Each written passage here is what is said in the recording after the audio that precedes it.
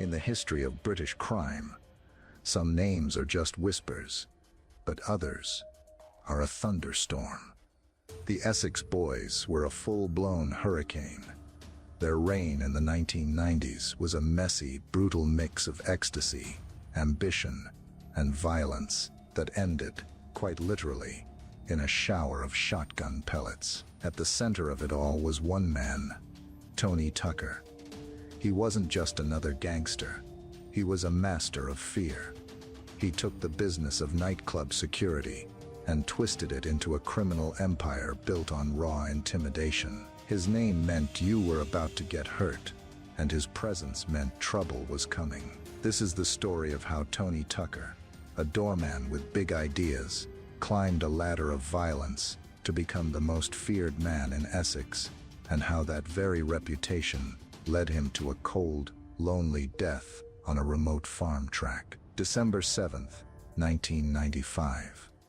A quiet, frosty farm track in Rettendon, Essex. A local farmer is about to make a discovery that will become a legend in the British underworld. A metallic blue Range Rover sits cold and silent on the path. Inside, 3 men are slumped in their seats, their lives ended by the close-range blast of a shotgun. Detectives would later call the scene carnage. The man in the driver's seat is Rolfe, 26, a trusted driver. In the back is the hulking figure of Pat Tate, 37, a notoriously violent enforcer. And in the passenger seat sits the leader of the firm, a nightclub heavy and budding drug baron named Tony Tucker, aged 38. His name was synonymous with fear, but on this night, fear finally came for him.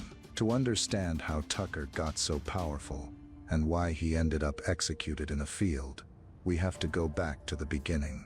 Before the Range Rover, the drugs, and the terrifying reputation, Tony Tucker was just a big guy looking for an angle. He was a former soldier with a massive physique. His shoulders were so broad it looked like he was scraping the walls when he walked. He knew how to be intimidating from the start. One associate remembered their first meeting, where Tucker flat out refused to shake his hand, saying, "I ain't shaking your hand. I don't know who you are." It was a simple, brutal way to establish who was in charge from the very first second. His journey into the criminal world began in the late 1980s, working the doors of Essex nightclubs. This was the era of acid house and illegal raves, fueled by a new drug that was flooding the scene, ecstasy. The demand was off the charts, and every tough guy in the region wanted a piece of the action. When the police cracked down on the raves, the party moved into established clubs, and that's when the real battle began. If you controlled the club doors, you controlled the drug supply inside. Tucker, working at clubs like Fantasies in Southend, saw his chance. He wasn't just checking IDs. He was watching, learning, and making his move. By day, he ran a demolition crew for his brother's company. By night, he was building his own brand of security.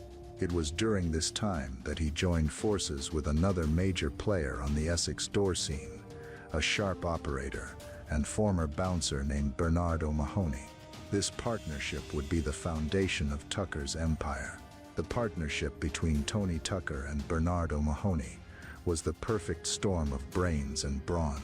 O'Mahony was a savvy operator, and Tucker was pure physical intimidation. They took over security at Raquel's nightclub in Basildon, which quickly became the heart of their operations. Their business model was simple and savage. They guaranteed the club a peaceful night, and in return they got to control the entire drug trade inside. O'Mahony ran the door, and Tucker's crew supplied the ecstasy. Any dealer who wasn't on their payroll was dealt with quickly and violently. One witness recalled Tucker's method at a rave. As soon as he spotted a drug dealer not on his payroll, Tucker grabbed him by the throat, slapped his face, stole his cash and drugs. I am aware of at least 4 drug dealers he robbed in a similar manner that day. These beatings weren't just about getting rid of the competition. They were marketing. They were building a brand based on terror. Tucker's firm used this violence to control everything. They used it to take over the drug trade and to scare off rival security companies. If a club owner didn't want to hire them, a bit of intimidation usually changed their mind. In one case, a man who threatened to give evidence against Tucker in an assault case found his empty car shot up with a machine gun. The punishments were famously cruel.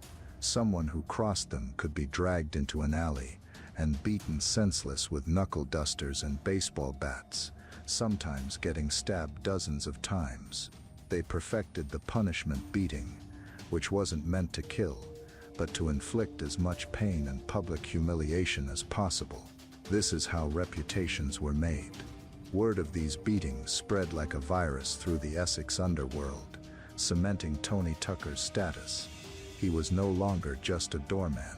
He was a gatekeeper, a taxman, and a judge, rolled into one. His authority was final, and anyone who challenged it paid in blood.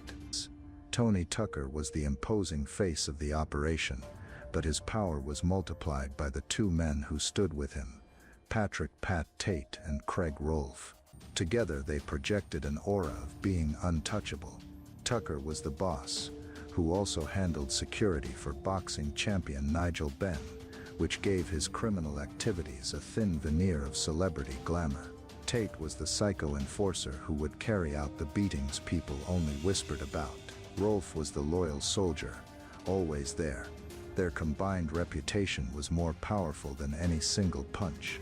They were the Essex Boys, and in the early 1990s, their name was law. As they descended deeper into heavy drug use, including heroin and crack, their paranoia and delusions of grandeur only made them more unpredictable and dangerous. By the mid-1990s, Tony Tucker was at the top of his game. He had left the world of sticky nightclub floors far behind and had become a man of incredible wealth and influence. In his own mind, he was a mafia don. He showed off his new status with pride. Workers laying carpets at his £250,000 home in Fobbing remembered seeing huge rolls of cash just sitting on the mantelpiece. He moved into a sprawling hacienda-style bungalow with stables, a statue of a goddess in the garden, and Greek urns out front. His driveway was filled with luxury cars, including a black Porsche with the personalized number plate TT9. His final home, Bryony Lodge, was one he'd only live in for 2 months, but with all that money came crippling paranoia. Tucker's home became a fortress. He built a high wall and installed massive iron gates. A video intercom was used to screen every visitor, and at night, guard dogs roamed the property. He was living like a king, but a king under constant siege. The same violence he'd used to get to the top had created a very long list of enemies who were eager to watch him fall. His personality became more and more erratic. The mix of power, money, and escalating drug use fueled a delusional mindset. He and Tate would ramble on about the millions they were going to make and the rivals they were going to kill. They demanded total loyalty, but were masters of deceit, their moods swinging from laughter one minute to plotting a murder the next. Tony Tucker had become the most feared man in Essex, but he was also a prisoner of his own fear. He had built a palace, but the walls were lined with enemies, and the foundations were starting to crack. The list of people who wanted them dead was getting longer by the minute. There were rival dealers they had robbed and beaten. There were other criminal organizations who likely saw them as chaotic and attracting too much police attention. And now, there was Michael Steele and his associate, a mechanic named Jack Holmes, who were directly in Tate's line of fire. Another theory, born from the heated atmosphere of the time, suggested their deaths might have been a contract hit, arranged as revenge for Leah Betts. Rumors even swirled about a high-level crime lord offering to take out the suppliers as a favor. While never proven, it shows just how many enemies the Essex Boys had made. They were cornered, broke, and being hunted by both the police and their rivals. They had built an empire on violence, and now, that violence was coming back at them from all sides. The story of Tony Tucker and the Essex Boys is a brutal cautionary tale. They were bullies and small-time drug dealers who, thanks to a perfect storm of ambition, extreme violence, and the rave scene, became underworld legends. Tucker's rise was a masterclass in fear, showing how a reputation for violence could build an empire. His fall was just as sudden, proving that a life built on violence almost always ends with it.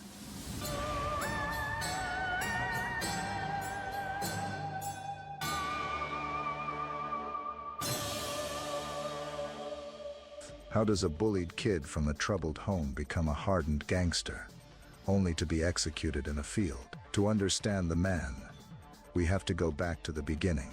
If you find yourself intrigued by the complex world of true crime and want to understand the stories behind the headlines, please consider following us and also subscribing to our YouTube channel and hitting the notification bell. We explore cases like this every week, piecing together the evidence and exploring the human stories at their heart. Craig Rolfe's life began under a dark shadow. He was born in 1969, and the story of his birth would become a key part of his underworld legend. Before he was born, his father, Brian, was murdered. In the aftermath, his pregnant mother, Lorraine, lied to the police to protect her lover, who was responsible for the crime. Her deception didn't work. The killer was sentenced to life, and for her part in the cover-up, Lorraine was handed an 18-month prison sentence. This family tragedy cast a long shadow. Fellow gang member Tony Tucker would later tell people that this beginning left Craig with a huge chip on his shoulder. Life on the outside wasn't much better. After Lorraine was released, she met a new man, but he was reportedly abusive, and the family struggled with poverty in Basildon. According to Craig's older brother Brian, the boys were neglected, sometimes having to beg or steal just to eat. The trauma of his early years seemed to curdle into resentment and insecurity. Craig was a target for bullies and was reportedly the victim of violent assaults as a youth, experiences that only hardened him. His brother Brian remembered him as a lovely, quiet, shy kid who loved fishing and was even talented enough to have trials for the Southend United Football Club. It was a hint of a different life he might have lived, but the constant torment and instability at home forged a more aggressive personality. The world, as Craig was learning, was a hostile place where respect had to be taken by force. Social services did eventually step in, but the damage was already done. The real turning point came when he was 18. His older brother took him clubbing in London, and that night, Craig tried ecstasy for the first time. For his brother, it was a moment of regret. For Craig, it was a revelation. He saw the simple, brutal economics of the drug trade. Buy a pill for £7, sell it for 20. He saw a shortcut to the life he desperately wanted, one with nice cars, smart clothes, and the respect he felt he'd always been denied. He didn't want to work for anyone else. This was his way out. The allure of easy money was too strong, and he began buying drugs in bulk. That single decision put him on a collision course with the Essex rave scene and the dangerous men who controlled it. In the late 80s and early 90s, rave culture exploded across Britain, and Essex was one of its epicenters. With the parties came a massive demand for drugs, especially ecstasy. This was a gold rush for a new breed of criminal, and at the top of the Essex scene was Tony Tucker.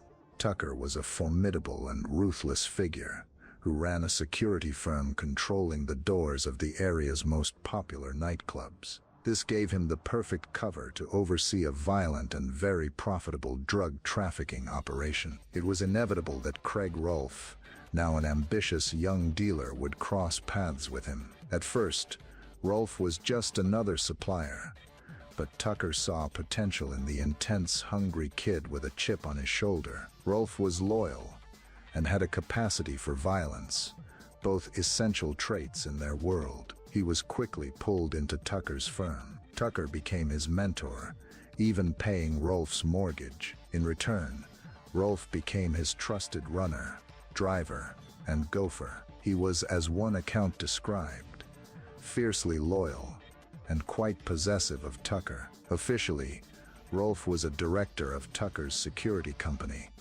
but that was just a title on a piece of paper. His real job was on the front lines, taking all the risks. He was the one picking up kilos of cannabis or dropping off hundreds of pills at Tucker's command. He became a key player in the drug supply chain for nightclubs across Essex. The trio that would become infamous as the Essex Boys was completed with the arrival of Tate.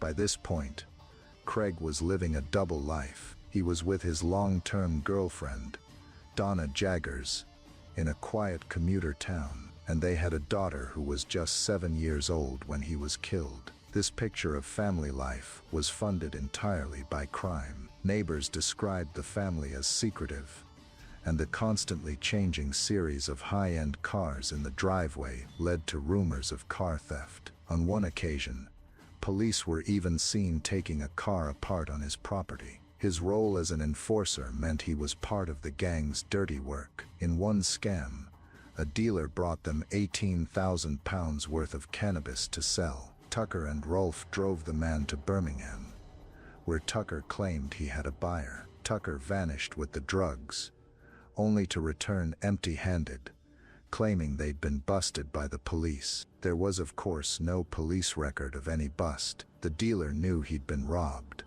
but had a simple choice: accept it or challenge the Essex Boys. He chose to accept it, but this lifestyle was taking its toll. Rolfe was a cocaine addict, a habit that no doubt fed his paranoia. And while the money was good at times, it wasn't always steady. According to his girlfriend's police statement, there were times they were scraping by, with Craig always promising that a big deal was just around the corner. That financial pressure, combined with the constant threat of rivals and the police, created a tense and precarious existence. The internal dynamics of the gang were also starting to crack. The relationship between the three men was a toxic mix of loyalty and competition. Tate, with his steroid-fueled rages, was a walking time bomb. Tucker, the leader, was trying to hold his crumbling empire together under the intense spotlight. And then there was Craig Rolfe. While some saw him as just a driver, his role was more critical than that. However, he was also a cocaine addict, and his judgment was likely suffering. Rumors even swirled that Rolfe himself had been involved in the murder of a drug dealer just days before his own death. Whether true or not, it shows the atmosphere of paranoia and deadly suspicion that had taken over the group. The final act was set in motion by the promise of a massive drug deal. According to police informants, the deal involved a huge importation of cocaine. Rolfe's girlfriend later told police she heard that a man named Michael Steele, known as Mickey the Pilot, was supposed to bring in 30 kilos of cocaine from Holland. The plan, as she understood it, was for Tate and Tucker to rob the firm of the drugs after Steele flew them in. This was the big score that was supposed to solve all their problems. The exact events of December 6, 1995, are still debated, but we have a rough timeline. Around 4:30 p.m., a police officer saw Craig Rolfe in his Range Rover. Later that evening, he was supposed to meet his girlfriend for dinner around 8 p.m. He never showed up. For Craig Rolfe, the end in that field was the final brutal chapter in a life that seemed bookended by violence. He was just 26 years old. He left behind a partner and a young daughter, collateral damage in a dangerous game. His story is a tragic one, from a boy dealt a terrible hand at birth to a young man who chose a life of crime. He was a product of a violent upbringing, a quiet kid who was bullied and beaten until he decided to become someone who couldn't be hurt anymore. He found a twisted kind of family in the Essex Boys, but the power he gained was an illusion. In the end, the very world that gave him status was the one that destroyed him. Was Craig Rolfe a victim of his circumstances, his fate sealed by his troubled start, or was he the architect of his own downfall? Maybe the truth is that he was both. He was a perpetrator of violence, and ultimately, its victim. What are your thoughts on the case? Do you believe Craig Rolfe was destined for a life of crime? Or could things have been different? Share your theories and opinions in the comments below. We read every single one, and if you found this story compelling, please hit the follow button and subscribe to our YouTube channel for more in-depth true crime stories.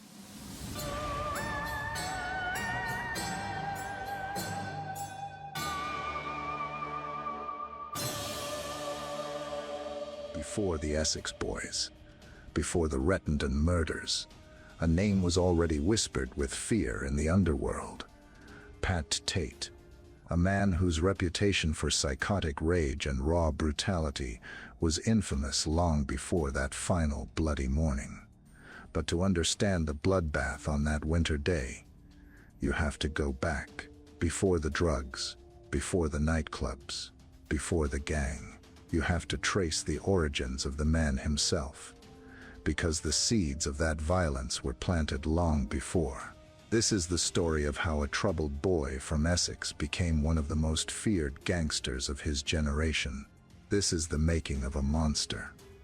Tate was a product of Essex, but this wasn't the polished reality TV Essex of today. Born on August 12, 1962, he grew up in Upminster, part of the London overspill that absorbed working-class families after the war. It was a landscape of new towns, rough pubs, and a certain kind of grit. It was a place where you learned to stand up for yourself fast, where your reputation was everything, and where the line between a straight life and a crooked one could be dangerously thin. The mythology around Tate starts right in his childhood, and like with many underworld figures, separating fact from folklore is almost impossible. Stories many told years later paint a picture of a boy already at odds with the world. One popular but unverified account claims his parents divorced when he was 5, setting a tone of instability. Another tale, which is likely just a good story, describes his first big brush with the law at age 12. The legend goes that a young Tate found a pouch with £300, a collection for a police Christmas party, and spent the lot on leather jackets and record players for his friends. His mother would later reportedly describe him as a lovable little rogue with a great big cheeky grin, a boy who once gifted his younger brother a stolen bicycle. Whether these specific tales are true or not, they build the foundational myth of Tate, a charismatic but deeply troubled kid, with a total disregard for authority. The narrative of his early years is filled with claims of petty crime, and a stint in an approved school that his mother allegedly said corrupted his mind. While these details aren't proven, they add to the legend of a boy for whom the straight and narrow was never really an option. What we know for sure is that from an early age, Tate was obsessed with physicality and power. He was a big kid, and he learned to use his size to his advantage. He threw himself into bodybuilding and martial arts, disciplines that would become central to his identity. This wasn't just about fitness, it was about forging a weapon. His body became his armor, and his main tool of intimidation. The gym was his church, and steroids were his sacrament. He was building a physical presence, designed to dominate any room he walked into, a look that screamed danger, a promise of violence he would spend the rest of his life fulfilling. By the early 1980s, any chance of a normal life for Tate was long gone. The lovable rogue his mother talked about had been replaced by something much harder and more dangerous. Now in his early 20s, he'd found his calling: armed robbery. This wasn't the petty theft of his youth, This was high-stakes, violent crime. Tate became a stick-up man, a job that runs on a nasty cocktail of adrenaline, terror, and pure force. His criminal record from this time started filling up with serious offenses. One story, which again blurs the line between fact and gangland legend, details a robbery where Tate and his crew allegedly terrorized the staff of a restaurant, locking them in a cold store. The specifics are hard to prove, but it perfectly captures his early methods, using overwhelming fear to get what he wanted. This career path inevitably led to one place: prison. Tate served multiple sentences for armed robbery throughout the 1980s. British prisons back then were brutal, unforgiving places, basically universities of crime, where a man's reputation was everything. For someone like Pat Tate, it wasn't a punishment, it was a training ground. Inside, his strength and his capacity for violence weren't just useful, they were essential for survival. He wasn't there to keep his head down, he was there to make a name for himself. And he did, in the most dramatic way possible. On December 30th, 1988, the event that cemented the legend of Pat Tate took place. Tate was in the dock at Billericay Court facing robbery charges. What happened next sounds like a scene from a movie, because it would later become one. The core fact is undisputed: Pat Tate escaped from custody. But the story that spread like wildfire was far more elaborate. As the tale goes, the 18-stone Tate exploded into action, overpowering 3 police officers and vaulting over the dock. He then sprinted towards an accomplice on a high-powered motorcycle and vanished, supposedly hitting speeds of 140 miles per hour. How much of that is cinematic flair is up for debate, but the central truth was powerful enough. Pat Tate had physically overpowered the law in public. He was eventually recaptured in Gibraltar and handed a hefty prison sentence. But his reputation was made. He was no longer just another thug. He was Pat Tate, the man who escaped a courtroom through sheer force. The incident sent a clear message: Pat Tate played by his own rules. If Tate's court escape made him a legend on the outside, his time in maximum security prison would harden that legend into a terrifying reality. The man sent down in the late 80s was already violent.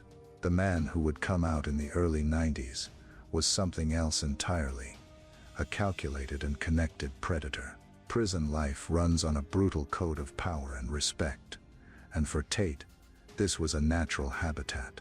His size and explosive temper made him a dominant force on the wings. He wasn't just surviving, he was thriving. He was a man to be feared, and in prison fear is currency.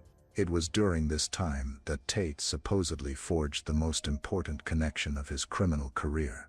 The story, now a cornerstone of the Essex Boys mythology, claims he linked up with one of Britain's most infamous criminals, Kenneth Noye.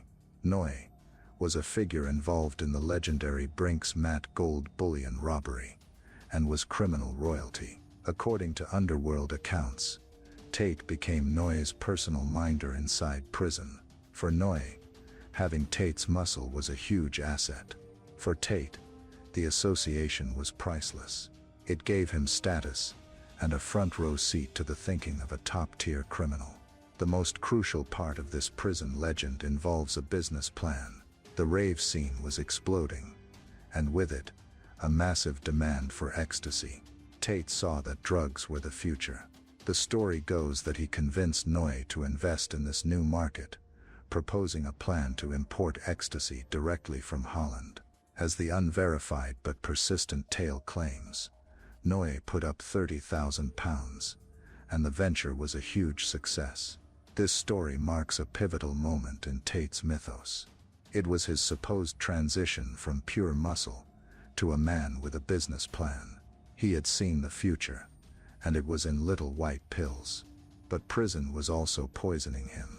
His notorious steroid use was now supplemented by a growing appetite for hard drugs. Post-mortem examinations would later reveal a cocktail of substances in his system, including cocaine and heroin. This chemical onslaught fueled his paranoia and shortened his already dangerously short fuse. The man who emerged from prison was bigger, more connected, and more ambitious, but he was also more volatile and unstable. The monster was being fed from the inside out. When Tate stepped out of prison in the early 1990s, he stepped into a different world. The rave scene had turned Essex into a neon-lit playground fueled by ecstasy. For a man with Tate's ambition, this wasn't a youth movement. It was a gold rush. He didn't waste any time. He soon linked up with Tony Tucker and Craig Rolfe, the two other faces who would complete the trio that became known as the Essex Boys. Tucker was a doorman who controlled security at local nightclubs, including the infamous Raquel's in Rettendon. This gave the gang a vital foothold. Controlling the doors meant controlling the drug supply inside. Rolfe was a younger, violent associate. Together they formed a brutally effective unit. Tucker was the organizer. Rolfe was the volatile sidekick. But Tate was the atomic bomb. He was the gang's chief enforcer, the man sent to inspire absolute terror. His reputation grew to mythic proportions. If someone owed money, Tate collected. If a rival dealer stepped on their turf, Tate paid them a visit. His methods were not subtle. They were about making a statement, about inflicting such savage violence that no one would dare cross them again. The stories of his brutality from this period are legendary. Perhaps the most notorious is the pizza incident. Consumed by a drug-fueled rage, Tate allegedly flew into a fury at a pizza shop and viciously assaulted the manager over a dispute about toppings. Whether it happened exactly that way or not, the tale perfectly captures the public perception of Tate, a man of terrifying and unpredictable violence. This was his role. He was the one who did the dirty work, the one who administered the punishment beatings that became the gang's trademark. He was a walking instrument of fear, and it worked. The Essex Boys quickly established a ruthless dominance over the local drug trade, built on the foundation of Tate's psychotic reputation. But the same demons that made him so effective were also consuming him. His paranoia and drug use were out of control. In one incident, Tate himself was shot in the arm by a hitman through his own window. While he survived, his parole was promptly revoked, and he was sent back to prison. This cycle defined his final years. Short, violent bursts of freedom followed by inevitable returns to his cell. The very qualities that made him a feared enforcer, his explosive rage and utter disregard for consequences, were also making him a liability. He was making enemies, powerful enemies, and his behavior was becoming more and more erratic.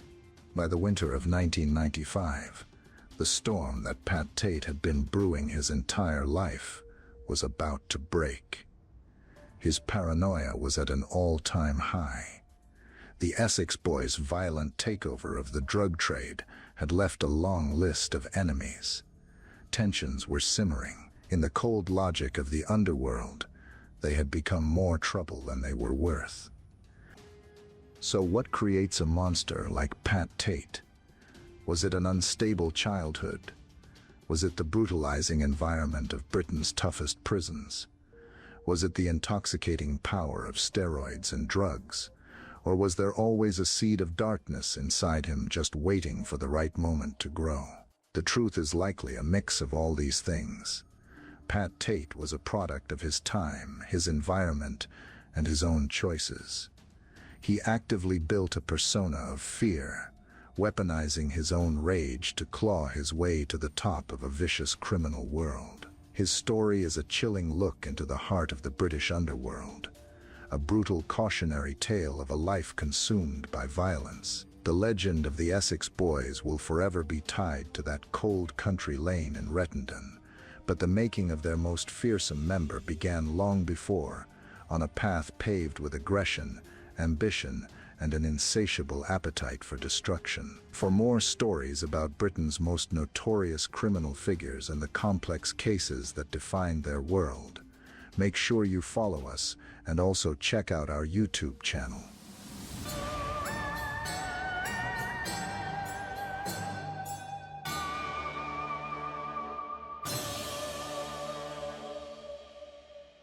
Some men live one life. Others live two, split in half by a moment so violent that everything before is burned away, and everything after is built from the ashes. This is the story of two men who just happened to share the same name, Bernard O'Mahony. One was a soldier, a bouncer, a man who walked with giants in the brutal neon-lit underworld of 1990s Britain. The other is a writer, a chronicler, a man who hunts for truth in the sprawling mythology of the country's most infamous crimes. These two lives are separated by a single bloody night that left 3 men dead and gave birth to a legend. This isn't just the story of the Essex Boys murders. This is the story of Bernard O'Mahony, before and after. To understand the man who got tangled up with the Essex Boys, you have to understand the world that made him. Bernard O'Mahony was born on March 15, 1960 in Dunstable, Bedfordshire, to Irish parents. Growing up near Wolverhampton, trouble seemed to follow him. By his own account, he was constantly facing charges for everything from robbery to assault. To escape an almost certain prison sentence, he did what many young men did to find discipline.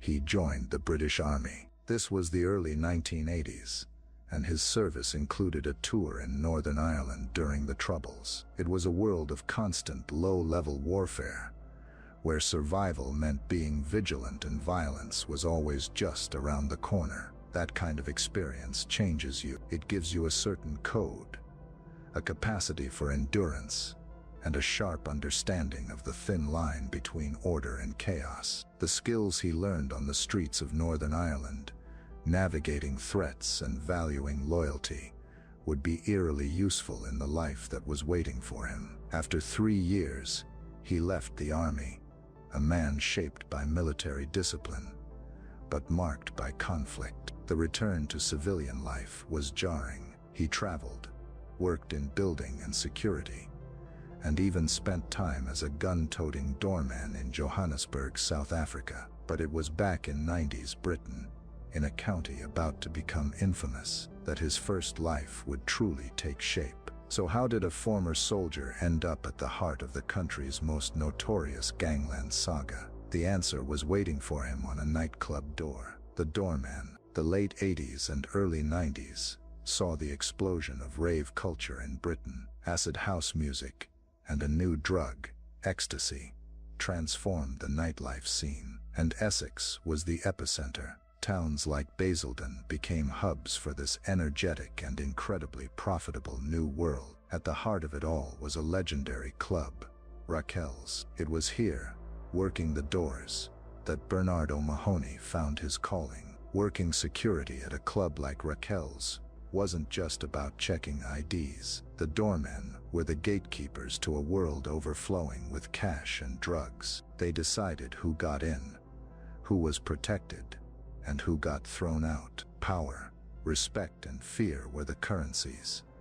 And with his military background and imposing presence, O'Mahony quickly mastered all three. He didn't just work the door, he took control of the club's security, becoming an authority figure in a world on the edge of chaos. This era was a gold rush. The demand for ecstasy was endless, and the profits were mind-boggling. With all that money came a new kind of criminal, ruthless, charismatic entrepreneurs of violence. And it was on the doors of Raquel's that O'Mahony would come face to face with the men who would define his life.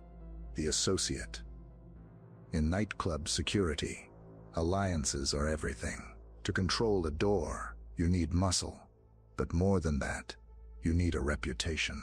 O'Mahony found a partner who had both Tony Tucker. Tucker was a powerful figure, a drug dealer, who knew the Essex underworld inside and out. Together, they formed a security partnership, with O'Mahony's disciplined style complementing Tucker's street-level power. They became the undisputed rulers of Raquel's. It was through Tucker that O'Mahony met the other two men who would form the infamous trio. First, there was Patrick Tate. Tate was a different breed entirely. A steroid-fueled giant with a hair-trigger temper. He was less of a businessman and more of a force of nature, known for his extreme and almost gleeful violence. And then there was Rolfe, often seen as the driver and junior member. Rolfe was a loyal and essential part of the firm that Tucker and Tate were building. Together, Tucker, Tate, and Rolfe were the core of what the media would later call the Essex Boys. They weren't a formal gang, but a network built on drug trafficking and violent enforcement. They supplied the pills that fueled the parties, and their reign was built on intimidation, savage beatings, and murder. But where did O'Mahony fit into all this? While the media later tried to paint him as a leader, O'Mahony has always denied it. He insists he was Tony Tucker's business partner in the security firm, an associate who operated alongside them, but he wasn't part of their drug-dealing enterprise. He stood next to the fire, close enough to feel the heat, but he says he wasn't the one stoking the flames. It was a distinction that wouldn't matter much when the whole thing finally went up in smoke.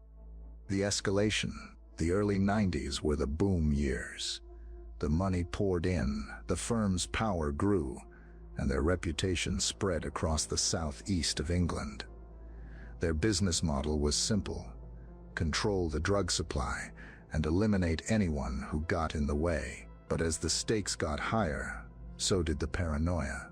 Pat, in particular, was becoming a huge liability. His volcanic temper and random acts of violence were creating enemies everywhere. While fear is a tool in the underworld, Tate's brand of chaotic brutality was just bad for business. It drew unwanted attention and started blood feuds that couldn't be easily resolved. O'Mahony, a smart man with a soldier's survival instincts, saw the writing on the wall. He knew the escalating violence couldn't last. The alliance that was once a source of strength was quickly becoming a magnet for disaster. He began to intentionally distance himself from his associates, especially Tate. He could sense the whole thing was about to collapse under the weight of its own greed and violence. The criminal underworld has its own brutal physics. Every action has an equal and opposite reaction. By the winter of 1995, the debt the Essex Boys had racked up was astronomical. The question wasn't if it would be collected, but when and by whom. O'Mahony had stepped back, but he was still standing in the shadow of the volcano, and it was about to erupt. The news of the Rettendon murders sent a shockwave across the country. It was a gangland hit so audacious, it felt like something out of a mob movie. The media frenzy was immediate and intense. The Essex Boys, once a name whispered only in criminal circles, was now on the front page of every newspaper. For Bernard O'Mahony, the news was a thunderclap. The men he had worked with, stood beside, and ultimately pulled away from were gone. In the chaos that followed, police cast a wide net. Given his close association with the victims, O'Mahony was a key person of interest and was brought in for questioning, a moment that marked the definite end of his first life. He was released, and no charges were ever brought against him. The murders didn't just end 3 lives. They killed the man Bernard O'Mahony used to be, the doorman, the enforcer, the associate. That person was now a ghost. A new man would have to be born from the wreckage. The man he became. The turning point. The Rettendon murders were a full stop. For Bernard O'Mahony, there was no going back. His connection to Tucker, Tate, and Rolfe was now a permanent stain, linking him to one of the most notorious crimes in British history. The world of nightclub security was closed to him forever. The triple homicide had shattered his world, leaving him with an uncertain future. This was more than a career change. It was an existential crisis. The life he had built was over. He could have disappeared and tried to fade into obscurity. Instead, he chose a far more unexpected path. He decided to write. He wanted to set the record straight, to take back his own story from the tabloids and mythmakers. He also recognized that his experiences, his unique view from the center of the storm, had given him something no one else had. The real story, picking up a pen instead of a weapon, was the biggest pivot of his life. He would no longer be just a character in the Essex Boys story. He would become its author. The author. In 1997, O'Mahony published his first book, Essex Boys, a terrifying expose of the British drug scene. It was his raw, unfiltered account of the rise and fall of the firm, and it was a sensation. For the first time, the public got an insider's account. This wasn't a journalist's speculation or a police report.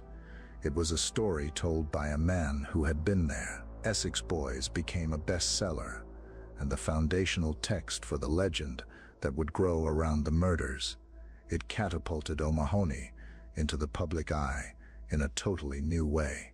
He was no longer just a former gangster's associate. He was now a true crime author. He followed it up with Soldier of the Queen, a memoir about his time in the army, and returned to the Rettendon case with Bonded by Blood.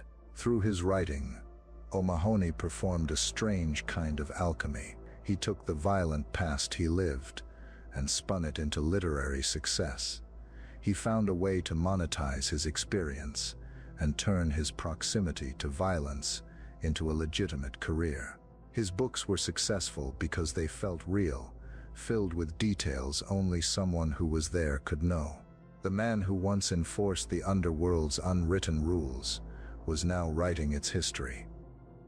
The chronicler of crime, Bernard O'Mahony's transformation didn't stop with his own story.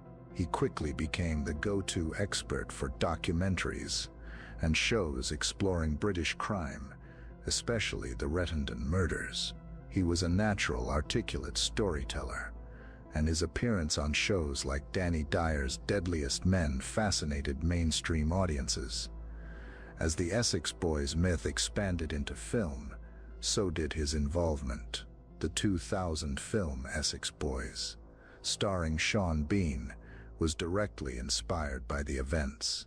Later, his book Bonded by Blood was adapted into a film of the same name, and he was involved with other crime film projects and documentaries, helping to shape the on-screen legend. His writing also expanded beyond his own life. He wrote Hateland, an expose on right-wing extremism, and Wannabe in My Gang, about the psychology of criminals. In a stranger turn, he began corresponding with some of Britain's most notorious serial killers, which he detailed in his book Flowers in God's Garden. This cemented his new identity. He had become an expert on the criminal mind, uniquely positioned to understand and communicate with society's darkest figures. Today, he lives in Lincolnshire, a world away from 90s Essex, but remains deeply involved in the true crime world. The campaigner and the controversy.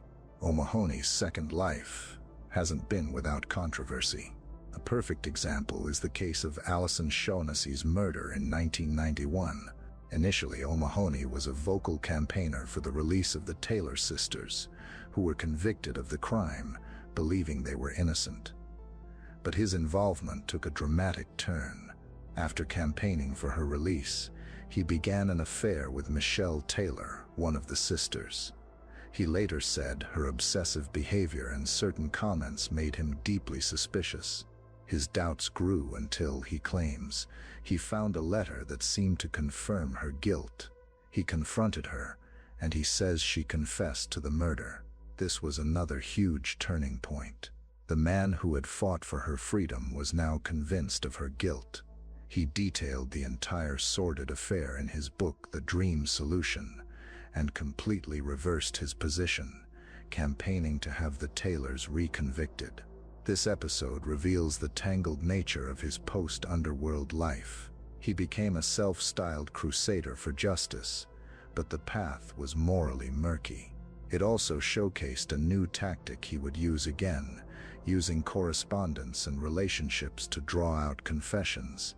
He did this famously with David Copeland, the London nail bomber, by posing as a woman to trick Copeland into confessing. Justice for O'Mahony had become a personal quest, one where he was willing to blur ethical lines to get what he saw as the right result. The legacy. Decades after the Rettendon murders, the fascination with the Essex Boys hasn't faded. It has grown into its own subgenre of British true crime, told in countless books, documentaries, and most famously, the rise of the Foot Soldier film franchise. That series, more than anything else, has cemented characters like Tate as mythical, violent anti-heroes. O'Mahony's relationship with this legacy is complicated. On one hand, his books provided the source material that so much of this mythology is built on.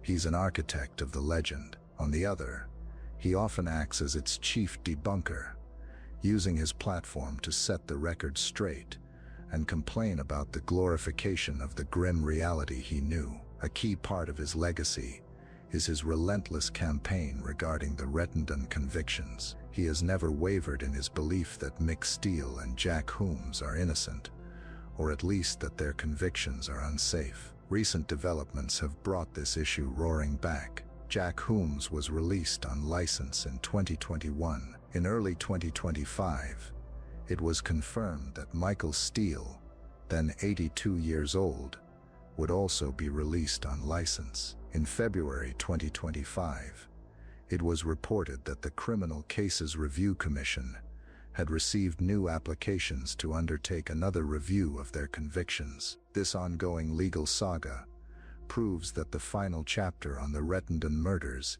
is still unwritten, so O'Mahony's legacy is twofold. He's both the storyteller and the fact-checker, the man who wrote the legend and the man who insists you don't believe all of it.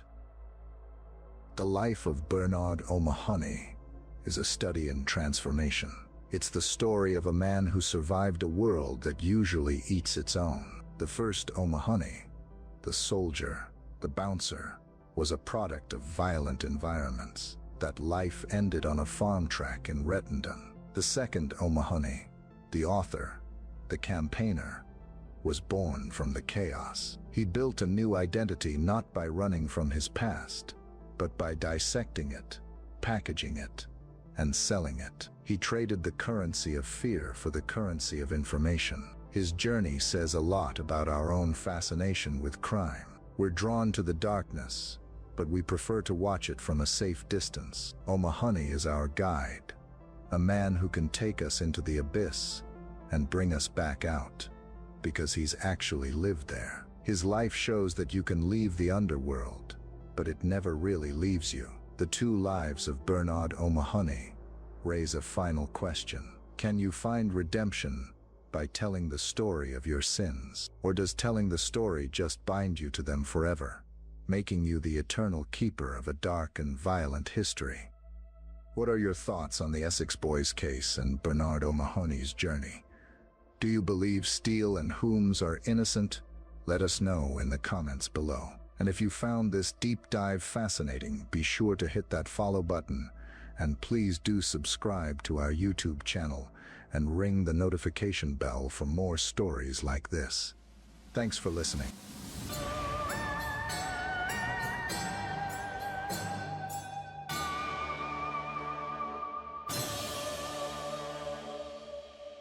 I could look after myself, but when they started threatening my family, that was going too far.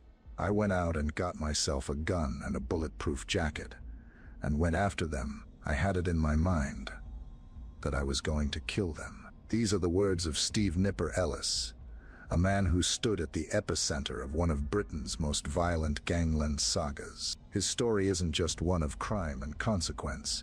It's a personal account from a man who calls himself the last man standing, a survivor who saw the rise of the Essex Boys and the reign of their even more ruthless successors. This is the definitive story of his connection to the infamous crew and his perspective on their bloody downfall. In the early 1990s, Essex was a county of stark contrasts. On one side, you had sleepy suburban towns. On the other, a social explosion. The rave scene had erupted, and with it, a tidal wave of ecstasy tablets flooded the clubs and parties. And where there's high demand for illicit goods, predators are never far behind. This was the dawn of the so-called Essex Boys, a new brand of criminal firm, bold, violent, and hungry for control of the drug trade that was transforming southeast England's nightlife. At the head of this brutal enterprise were three names that would become synonymous with gangland folklore: Tony Tucker, Patrick "Pat" Tate, and Craig Rolfe. But there are other names central to this story, names that didn't end up on a mortuary slab that cold December morning in 1995. One name, in particular, has persisted, a man whose life was woven into the fabric of the Essex Boys' rise and fall. That man is Steve "Nipper" Ellis. He wasn't a core member of the infamous trio. He was an associate, a friend, a rival, and by his own account, a man who came dangerously close to being their killer. His journey takes us deep inside the machinery of the gang, through personal feuds, assassination attempts, and into the power vacuum left by their infamous murders. He's one of the last prominent survivors of a generation of gangsters who ruled Essex through fear, and his story challenges everything we thought we knew about the Rettendon murders. Before the headlines and the notoriety, there was a young Steve Ellis growing up in Essex. He earned the nickname Nipper, not for a vicious temperament, but because of his height. At just 5 feet 5 inches, he was physically dwarfed by the steroid-fueled giants, who would later become his associates and enemies. This could have made him a target, but Ellis learned young that in his world, survival wasn't about size.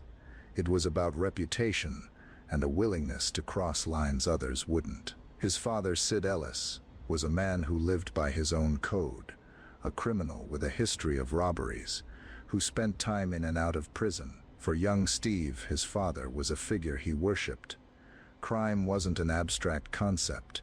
It was a part of his life, a path that seemed almost predetermined. He admitted his criminal career began with petty offenses, but the stakes quickly escalated. He moved from minor thefts to more serious crimes, a journey he marks as happening around the age of 18. This wasn't a casual slide into the underworld.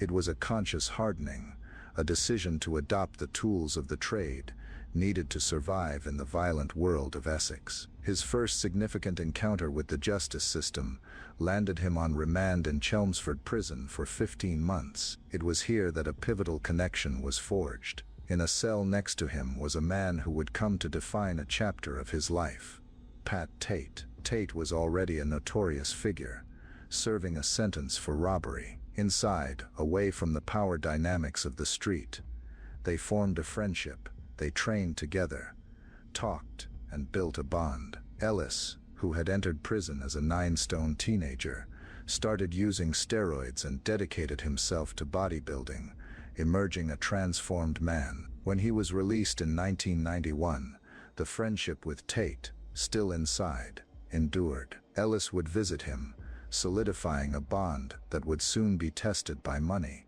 drugs, and ego. When Pat Tate was finally released, he moved in with Ellis. It was then that their shared life of crime, as Ellis calls it, truly began. They started with forging money, credit card scams, selling drugs, and robbing other dealers, preying on those who couldn't go to the police. It was a partnership born in a prison cell and unleashed onto the booming club scene of Essex. But in this world, Friendships are commodities, and alliances are as volatile as the personalities that forge them. The bond between Nipper and Tate was about to be fractured by the very lifestyle they embraced.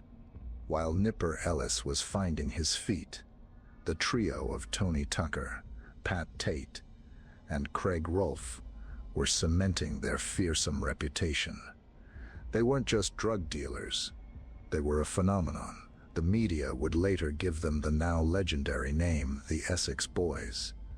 But on the streets, they were the firm you didn't cross. As the Essex Boys' empire expanded, so did Steve Nipper Ellis's association with it. The friendship forged with Pat Tate in a prison cell had blossomed into a criminal partnership, but what began as a close alliance soon curdled into a bitter and violent rivalry. The story of Nipper's entanglement with the Essex Boys is a brutal lesson in the treachery of gangland life, where today's friend is tomorrow's target. Initially, Nipper was an accepted part of the crew, tagging along as a trusted, if junior, associate. But the corrosive influence of drugs, money, and ego, especially Pat Tate's, began to eat away at their bond. Tate, fueled by a constant intake of steroids and cocaine, was becoming increasingly paranoid and violent, swinging wildly from jovial to murderous in an instant. The breaking point in his relationship with Nipper was swift and brutal. The exact cause is debated. A dispute over money, a perceived slight, but the consequences were clear. The friendship was over, replaced by a feud that would escalate to gunfire. Tate and Tucker, now seeing Nipper as a rival, allegedly began a campaign of intimidation against him and his family. This is where Nipper's story takes a dark turn. The threats escalated to an unbearable point. According to Ellis, the gang made threats to physically harm his family, including a terrifying claim that they planned to snatch his younger sister and cut off her fingers. For Nipper, this was a line crossed that could not be undone. He says he phoned his father crying, unable to handle the psychological torment. His response was to retaliate. As he stated, "I went out and got myself a gun and a bulletproof jacket and went after them." This wasn't an empty threat. Ellis actively hunted his former friends, and in one infamous incident, he attempted to shoot Pat Tate. The feud was now a private war on the streets of Essex. The Essex Boys allegedly hit back after Nipper's attempt on his life. Tate was determined to get revenge. According to the story, while Tate was in the hospital for an unrelated incident, a handgun was smuggled into his room. The plan was savage. Tucker left a seemingly friendly message on Nipper's answering machine, suggesting they meet at the hospital to sort things out. The moment Nipper walked through the door, Tate would execute him, but Ellis was smart enough not to walk into the trap. He stayed away. The plot was reportedly discovered when a nurse found the hidden gun, leading to Tate's parole being revoked. Just days later, Nipper himself was arrested. He was found in possession of a handgun and, tellingly, was wearing a bulletproof jacket, the tools of a man at war. Though he was a suspect for the attempt on Tate's life, forensic tests couldn't link his gun to the shooting. He was jailed for illegal possession of a firearm, where he claims he received death threats from Tate's associates. The lines had been drawn. Nipper Ellis was no longer an associate of the Essex Boys. He was their sworn enemy. This intense personal conflict forms the crucial backdrop to the events of December 1995, when news broke that Tate, Tucker, and Rolfe had been murdered. Nipper Ellis was one of the very first people to be arrested. He had a clear and undeniable motive. Pat Tate had become a liability. In the months since his last release from prison, his behavior had grown increasingly erratic. He had been shot by Nipper Ellis, and his constant threats were alienating allies. The gang was reportedly hemorrhaging money. A drug importation deal had gone bad, leaving them in debt. The iconic Range Rover they would die in wasn't owned outright, but was on a hire purchase agreement. Their reputation for violence was all they had left. The motive for their eventual murder is a subject of intense debate, with theories ranging from a drug deal gone wrong to revenge. For the police, the list of potential suspects was enormous. Tate, Tucker, and Rolfe had terrorized so many people that almost anyone who had crossed their path had a motive. At the top of that list was Steve "Nipper" Ellis. The investigation into Britain's most infamous gangland hit was underway, and its course would be defined by a supergrass witness and decades of controversy. In the aftermath of the Rettendon murders, the police investigation focused on likely suspects, and Steve "Nipper" Ellis was quickly apprehended. His public and violent feud with the victims made him a prime candidate. He admitted to his previous attempts on their lives, but steadfastly denied any involvement in the fatal ambush. He was eventually released, but the case was far from over. Two men, Michael Steele and Jack Holmes, were convicted in 1998, almost entirely on the testimony of a getaway driver turned supergrass, Darren Nichols. For over 2 decades, that was the accepted story. But Steve Ellis held a different version of the truth, a secret he claims he kept until his own father had passed away. In a series of startling public statements, Nipper presented an explosive new theory. According to Nipper, the men convicted of the crime are innocent. He stated it bluntly. No, they haven't got the right people in prison. The people in prison are innocent. They didn't do it. Who then was responsible? In a shocking claim, Ellis pointed the finger directly at his own father, Sid Ellis. Nipper claims that his father, driven by the same threats against his family that had pushed Nipper to violence, took matters into his own hands. Nipper recounted a chilling phone call the morning after the murders. "I remember him phoning me up that morning, and he said they're dead. Pat, Tony, and Craig.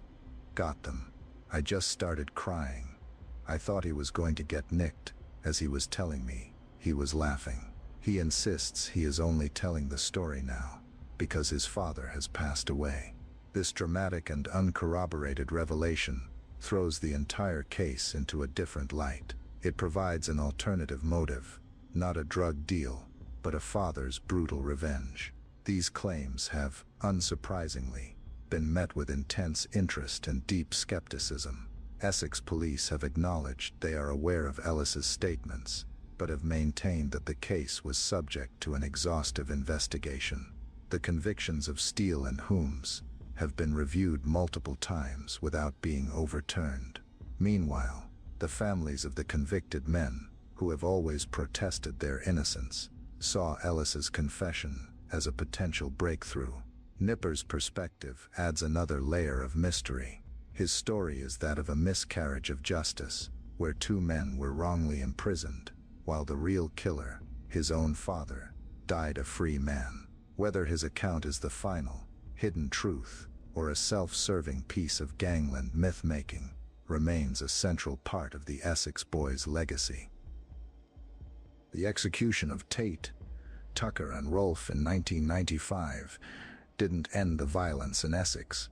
Instead, it created a power vacuum.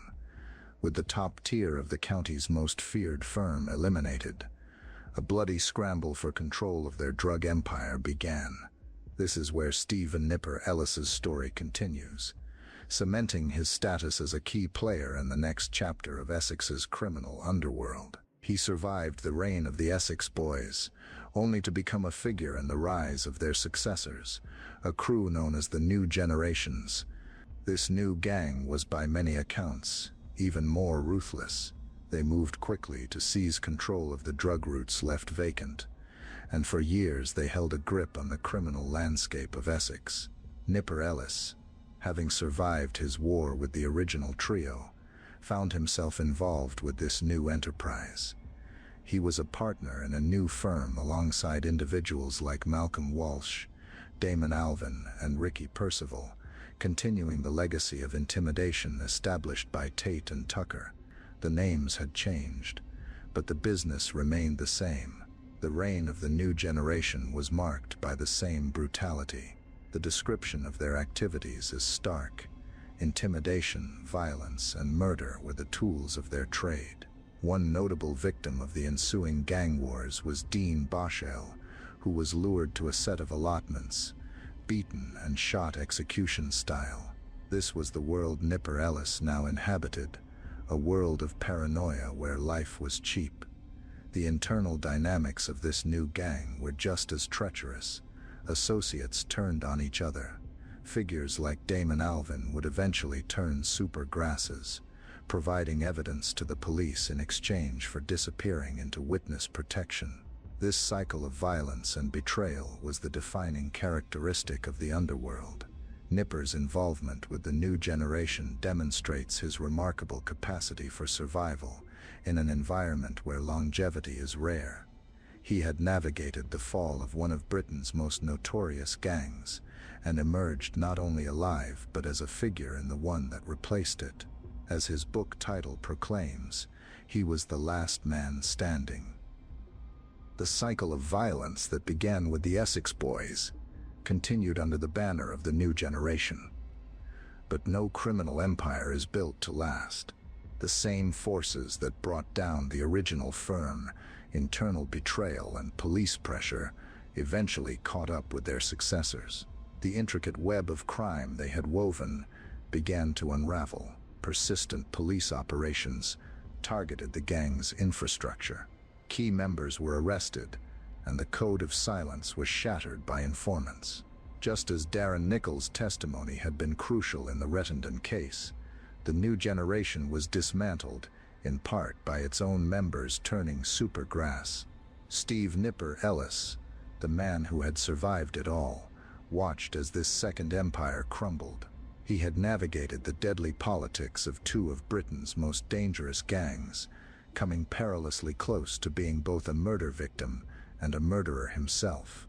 He had seen friends become enemies, and a generation of hard men end up in a grave or a prison cell. Eventually, Ellis stepped away from the life. His criminal past was behind him, but the stories remained. He chose to break the underworld's code of silence by telling his story to the world. In collaboration with author Bernard O'Mahony, he wrote the book Essex Boy, Last Man Standing. In its pages, he laid bare his experiences, from his friendship with Tate to his violent feud with the Essex Boys, his controversial claims about the murders, and his time with the new generation. The book and his interviews represent a renunciation of his former life. He has shared his perspective on the brutal reality of gangland culture, stripping away the glamorous veneer. He paints a picture not of charismatic anti-heroes, but of paranoid, debt-ridden and violent bullies. His story is a cautionary tale from a man who, by his own admission, is lucky to be alive. Today, Steve Ellis still lives in Essex. He has put that life behind him, but his testimony remains a vital, if controversial, part of the historical record. As a prominent survivor, his voice offers a unique and chillingly personal insight into a world from which few ever escape. The story of the Essex Boys is a tangled web of violence and betrayal, and Nipper's account is just one crucial piece of the puzzle. The Rettendon murders remain one of Britain's most debated cases, with new theories continuing to emerge even decades later. If you want more deep dives into Britain's most notorious criminal cases, make sure to subscribe to our YouTube channel and hit that notification bell. Also follow us on Spotify so you don't miss our next investigation. The legacy of the Essex Boys is etched into British true crime history with blood and shotgun pellets. They were a product of their time, a violent manifestation of the greed that arose from the 90s rave scene. Their story, immortalized in books and films, has become a modern myth, blurring the line between the grim reality of their lives and the romanticized gangster folklore they inspired. Tate, Tony Tucker, and Rolfe weren't master criminals. They were violent, debt-ridden drug dealers whose unchecked egos led them to a cold end on a remote farm track. At the center of this myth stands Steve "Nipper" Ellis, a figure whose story is arguably more remarkable than that of the men who died. He is the survivor who walked through the fire. His connection to the crew was deeply personal, a journey from friendship to a feud that nearly cost him his life. He not only survived his war with the Essex Boys, but became a player in the ruthless gang that filled the void they left behind. His unproven claim that his own father was the true Rettendon executioner serves as a permanent challenge to the official narrative, ensuring that the case will never be truly closed in the public's mind. It feeds the enduring belief that a miscarriage of justice occurred. Steve Ellis has told his story, a raw account from inside the belly of the beast. But in the murky world of gangland Essex, where truth is a casualty and secrets are currency, can we ever truly know the whole story? The Rettendon murders remain one of Britain's greatest criminal mysteries, leaving us to wonder what secrets really died with the Essex Boys in that blood-soaked Range Rover.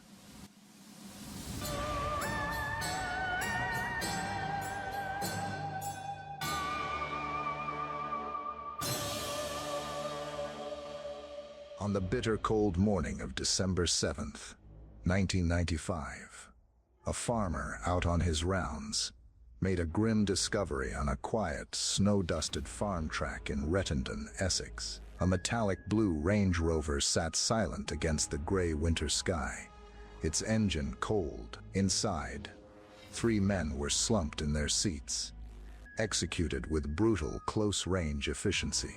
The scene was one of utter carnage. The murders had happened the night before, on December 6th, and the tableau of blood and violence signaled the end of a short, brutal reign. The victims were 38-year-old Tony Tucker, 37-year-old Tate, and 26-year-old Rolfe. To the press and the public, they would soon become infamous as the Essex Boys, a name now synonymous with gangland executions, the drug trade, and a brand of violent ambition that defined a generation of British criminals. They were bullies, dealers, and killers, but in the strange mythology of the underworld, their deaths transformed them. They went from being violent thugs to something akin to modern-day mafiosi. Their story spun into a cult franchise of films and books that often glamorized their vicious reality. The truth, however, is always more complex and far less cinematic. The men who died in that Range Rover weren't master criminals with Porsches and luxury homes. By many accounts, they were heavily in debt, addicted to their own product, and eaten away by a paranoia that would ultimately lead them to that very gate. The Range Rover they died in, it likely wasn't even theirs, but a hire purchase vehicle. Their empire was built on a shaky foundation of shifting loyalties, steroid-fueled rage, and the tidal wave of chemical euphoria that was washing over Britain's youth. To understand how these 3 men, a calculating nightclub doorman, a psychotic career criminal, and a haunted drug-addled driver, ended up executed on a lonely country lane, we need to go back. We have to understand the world that created them, the forces that brought them together, and the toxic chemistry that forged their volatile alliance. This isn't a traditional gangster story. It's a story about opportunity, desperation, and what happens when a social revolution collides with the criminal underworld. This is the story of how the Essex Boys were formed. The late 1980s and early 1990s were a time of massive change in Britain. Out of the ashes of a de-industrialized landscape, a new youth culture was erupting. It had a name, Acid House. It had a uniform, baggy clothes and a wide smile. And it had a soundtrack, a repetitive, hypnotic beat that promised an escape from the gray realities of everyday life. This was the birth of the rave scene. And Essex, with its close proximity to London and its glut of empty warehouses and open fields, became one of its epicenters. For a generation of young people, Weekends were no longer about a trip to the pub. They became a pilgrimage. Thousands would gather in secret locations to party until dawn, united by the music and a new drug that was spreading like wildfire. Ecstasy. MDMA wasn't just a substance. It was a social lubricant that broke down inhibitions and created a sense of euphoric unity among strangers. For a little while, it felt like a utopia built on peace, love, and repetitive beats. But behind the bliss, a different revolution was taking place. Where there is mass demand for an illegal product, a supply chain is bound to form. And where there's a supply chain, there is money, staggering amounts of it. The rave scene was a gold rush, and the clubs and fields of Essex were the new frontier. Suddenly, small-time criminals and ambitious opportunists saw a path to wealth that didn't involve the usual risks of armed robbery or fraud. All you had to do was control the supply of a little pill that kids were desperate to get their hands on. This economic explosion created a power vacuum. The established London crime firms were slow to see the scale of the opportunity. It was a market driven by the young, and it was the people closest to that scene who stood to profit first. This is where the world of the nightclub doorman became so critical. In the 80s and 90s, nightclub security was a largely unregulated industry, a haven for men who thrived on intimidation and violence. They controlled the doors, and by controlling the doors, they controlled access to the thousands of customers inside. It didn't take a genius to make the next logical leap. If you control the door, you can control the drug dealers inside. And if you control the dealers, you control the profits. This was the environment brewing in Essex. It was a perfect storm of social upheaval, chemical euphoria, and raw capitalism. The government tried to crack down, introducing the Criminal Justice and Public Order Act in 1994 to shut down illegal parties. But this only pushed the scene into established nightclubs, concentrating the market even further. The demand never went away. This cauldron of music, drugs, and money was bubbling, ready to boil over. It was a world just waiting for men, with the right mix of ambition, ruthlessness, and a total disregard for the law. It was a world waiting for men like Tony Tucker, Pat Tate, and Craig Rolfe. The architect. Tony Tucker was, by all accounts, the brains of the operation.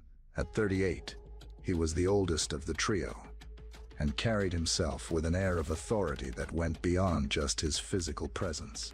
A former soldier, he had a capacity for discipline and strategy that set him apart from the average thug. His way into this world was the same as many others: nightclub security. He ran a large door firm in Essex, providing security for a string of venues, including the infamous Raquel's nightclub in Basildon. He even acted as a personal bodyguard for boxing champion Nigel Benn, a role that put him on the edge of the celebrity world and boosted his reputation. But Tucker was never just a bouncer. He was an entrepreneur of violence. Even before the rave scene exploded, he saw that the real power wasn't in keeping trouble out, but in controlling the illicit business happening inside. The story goes that after a dealer was caught in one of his clubs, Tucker didn't just confiscate the drugs. He saw the wad of cash the man was carrying and had a revelation. Why let others get rich when he could control the whole enterprise? He quickly realized that his doormen owned the clubs, and by owning the clubs, they could own the dealers. For a cut of the profits, his security teams would allow approved dealers to operate and violently throw out anyone who hadn't paid their tax. Tucker specialized in punishment beatings, a brutal but effective method of enforcement. His violence wasn't random. It was calculated, a tool to maintain order and assert his dominance. He built a reputation as a man you did not cross. If you were a dealer on his turf without permission, or a rival trying to move in, you could expect a visit. He was even known for using torture to get people in line, a chilling detail that points to a cold, methodical cruelty. In just a few years, he became a kingpin in the Essex underworld. As his power grew, so did his ambition. As the money from ecstasy flowed, his lifestyle inflated to match. At the time of his death, he was living in an expensive house and driving flashy cars, living far beyond what a simple security boss could afford. Yet, beneath the surface of the successful, feared local figure, a darkness was growing. The man who saw the business opportunity in the drug trade also became a victim of it. As he and his crew went deeper into crime, their own drug use intensified, warping their personalities and fueling paranoia and delusions of grandeur. Tony Tucker was the architect of the Essex Boys firm. He saw the structure, understood the economics, and had the ruthlessness to build it. He created a system that funneled cash from the dance floors of Essex straight into his pockets. But the system was inherently unstable, and the product making him rich was also poisoning him from the inside. He had the vision for an empire, but he needed muscle to enforce it. That muscle would soon arrive in the form of a human hand grenade, just waiting for someone to pull the pin. The wild card. If Tony Tucker was the calculating architect, Patrick Tate was the firm's chaotic, destructive force. An 18-stone bodybuilder, Tate was a man seemingly sculpted from pure rage and anabolic steroids. He was a ticking time bomb, described even by his own mother as a liability, who was often so high on drugs that he became paranoid and dangerously unpredictable. At 37, he had a long and grim rap sheet packed with convictions for armed robbery and drug crimes. But his legend in the Essex underworld was cemented by one defining, almost cinematic act of audacity. On December 30th, 1988, while being sentenced for robbery and cocaine possession, Tate exploded in the dock at Billericay Courthouse. He overpowered 3 police officers, vaulted over the barrier, and fled the building to a waiting motorcycle, disappearing into the crowded high street. He fled to Spain, but was later arrested in Gibraltar and dragged back to Britain to serve his time. Prison didn't reform Pat Tate, it incubated him. He spent his years bulking up, honing his capacity for violence, and spiraling deeper into drug addiction. Crucially, he also made connections. He reportedly shared a cell with the brother of a man named Jack Holmes, and got to know a career criminal and smuggler named Michael Steele. These prison friendships would become pivotal. Tate emerged from his sentence more dangerous, more connected, and more determined than ever. He saw the money flowing through Essex, and he wanted his piece, not just a piece, but the whole thing. Life outside was immediately, brutally violent. Within months of his release, he was reportedly shot in the arm by a hitman. When he was rushed to the hospital, staff allegedly found drugs and a handgun stashed under his pillow, which got his parole revoked. His life was a blur of booze, women, and a cocktail of drugs that fueled his already volcanic temper. When he was released from prison for the last time, he was a man on a mission. He latched onto Tony Tucker, who had looked after his second-hand car business while he was inside. Tucker, ever the strategist, saw Tate's raw, terrifying potential and gave him a role in his growing drug franchise. The brains and the brawn began spending their days together, taking drugs, seeing prostitutes, and plotting their takeover. It was Tate who brought the next evolution of their business to the table. He was tired of dealing with middlemen. He'd made connections in prison and convinced Tucker that they could bypass the local wholesalers entirely and import their own drugs directly from the continent. This was the moment their partnership solidified, moving from a local protection racket to an international smuggling operation. Pat Tate was the muscle, the enforcer, the terrifying face of the firm, but he was also its greatest liability. His drug-fueled rages and profound paranoia made him a weapon that could just as easily turn on his own allies as his enemies. He was the wild card, and in a game with stakes this high, a wild card can burn the whole house down. The wheelman. In the violent, larger-than-life saga of the Essex Boys, Craig Rolfe is often the forgotten man. At 26, he was the youngest of the trio, a figure who existed in the shadows of Tucker's ambition and Tate's explosive notoriety. Where Tucker was the boss and Tate was the muscle, Rolfe was the driver and the gopher, always there, but rarely in the spotlight. To understand the gang's chemistry, his presence is just as crucial. His story is perhaps the most tragic of all, a descent into crime that seems almost fated by a childhood marked by darkness. Rolfe's life began in the bleakest place imaginable, London's Holloway prison. His mother was serving a sentence for lying to the police to protect her teenage lover, who had murdered Rolfe's father. Rolfe was born into a world of violence and incarceration, a traumatic beginning that Tony Tucker would later say left Rolfe with a massive chip on his shoulder. This dark start seemed to set the course for his life. He grew into a man plagued by a cocaine addiction, which is likely what drew him into Tony Tucker's orbit in the early 1990s. For a man with a drug habit and few prospects, working for Tucker's firm offered both a steady supply and a sense of belonging.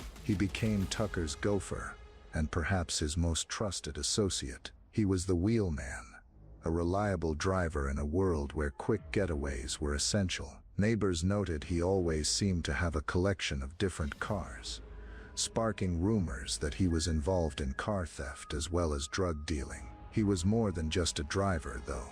He was implicated in some of Tucker's most brazen scams. In one incident, Tucker and Rolfe arranged to buy £18,000 worth of cannabis. They took the dealer to Birmingham, where Tucker claimed to have a buyer. While the dealer waited with Rolfe, Tucker disappeared with the drugs, only to return claiming the police had busted the deal. The dealer was left with a choice: accept the flimsy excuse or challenge Tony Tucker. It was a classic ripoff, and Rolfe was right there, helping make it happen.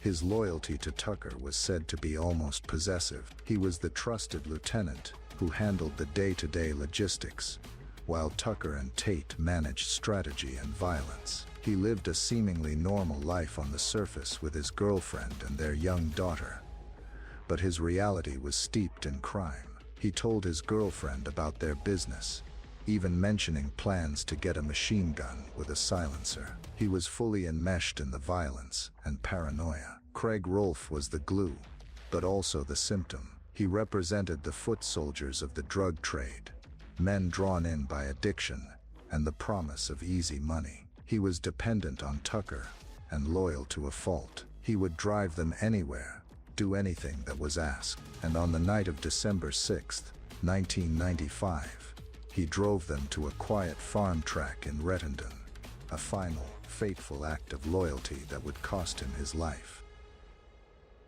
In the violent, larger-than-life saga of the Essex Boys, Craig Rolfe is often the forgotten man. At 26, he was the youngest of the trio, a figure who existed in the shadows of Tucker's ambition and Tate's explosive notoriety. Where Tucker was the boss and Tate was the muscle, Rolfe was the driver and the gopher, always there, but rarely in the spotlight. To understand the gang's chemistry, his presence is just as crucial. His story is perhaps the most tragic of all, a descent into crime that seems almost fated by a childhood marked by darkness. Rolfe's life began in the bleakest place imaginable, London's Holloway prison. His mother was serving a sentence for lying to the police to protect her teenage lover, who had murdered Rolfe's father. Rolfe was born into a world of violence and incarceration,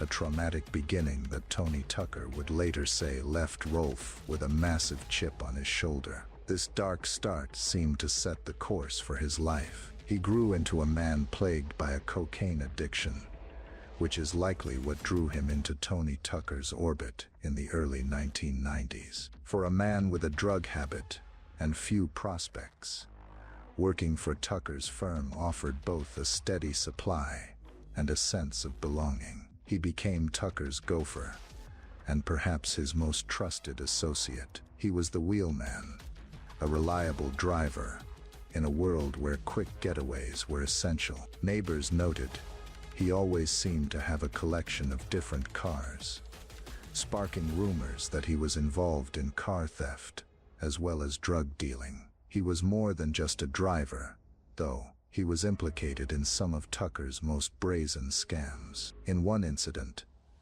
Tucker and Rolfe arranged to buy £18,000 worth of cannabis. They took the dealer to Birmingham, where Tucker claimed to have a buyer. While the dealer waited with Rolfe, Tucker disappeared with the drugs, only to return claiming the police had busted the deal. The dealer was left with a choice: accept the flimsy excuse or challenge Tony Tucker. It was a classic ripoff, and Rolfe was right there, helping make it happen. His loyalty to Tucker was said to be almost possessive. He was the trusted lieutenant who handled the day-to-day logistics, while Tucker and Tate managed strategy and violence. He lived a seemingly normal life on the surface, with his girlfriend and their young daughter, but his reality was steeped in crime. He told his girlfriend about their business, even mentioning plans to get a machine gun with a silencer. He was fully enmeshed in the violence and paranoia. Craig Rolfe was the glue, but also the symptom. He represented the foot soldiers of the drug trade, men drawn in by addiction and the promise of easy money. He was dependent on Tucker and loyal to a fault. He would drive them anywhere, do anything that was asked. And on the night of December 6, 1995, he drove them to a quiet farm track in Rettendon, a final, fateful act of loyalty that would cost him his life. The formation of the Essex Boys as a dominant force wasn't a single event, but a convergence of three volatile personalities in a world ripe for the taking. The meeting of Tony Tucker and Tate was the catalyst. Tucker, the established nightclub boss, already controlled a lucrative protection racket. Tate, the freshly released and furiously ambitious ex-con, saw the bigger picture. He didn't just want to tax other dealers. He wanted to be the source. While Tate was in prison, Tucker had managed his friend's second-hand car business, building a foundation of respect between two notoriously violent men. Upon Tate's release, Tucker gave him a role. Tate, however, brought a game-changing proposal. Through connections he made inside, he was convinced they could cut out the middlemen. Why buy ecstasy and cannabis from London firms when they could import it directly from Europe themselves? This was the master stroke that transformed their operation. It elevated them from powerful local bullies to genuine international traffickers. Tucker's strategic mind saw the potential immediately. His network of doormen was the perfect distribution system. Tate provided the high-level connections and the terrifying reputation needed to scare off rivals. And Craig Rolfe, ever the loyal subordinate, was the indispensable driver who moved the product and the people, no questions asked. The three became inseparable, a toxic trinity bound by ambition, violence, and a shared descent into heavy drug use. Their empire was built on intimidation. They supplied drugs to dealers in nightclubs and used brutal violence to enforce their dominance. Together they handed out punishment beatings and were said to use torture to keep rivals and debtors in line. Their reputation grew, and with it, the money flowed, funding a lavish lifestyle that hid the grimy reality of their work. They were the new kings of Essex, and they ruled with an iron fist. Yet the foundation of their partnership was also its greatest weakness: drugs. Their shared use of heroin and crack cocaine amplified their worst traits. The drugs fueled their delusions of grandeur, with meetings often descending into wild talk of murdering rivals and the millions they were destined to make. But the same substances also bred a deep, corrosive paranoia. One minute they were laughing like brothers, the next they were plotting against each other, convinced of betrayals that may or may not have been real. Tate, in particular, became increasingly erratic. His psychotic, drug-fueled behavior created enemies on all fronts. Their first major international drug import was a success. They felt unstoppable. They were the Essex Boys, a name that was beginning to inspire fear across the south of England. They had the connections, the muscle, and the distribution network. They had forged a powerful, profitable, and brutally effective criminal enterprise. But it was an empire built on sand, held together by the volatile chemistry of three damaged, drug-addicted men. The cracks were already showing, and it would only take one shock to bring the whole thing crashing down. If you're finding this look into the underworld of the 1990s compelling, take a moment to follow us, and please do subscribe to our YouTube channel and hit the notification bell. We dive into true crime stories like this every week, separating the facts from the fiction.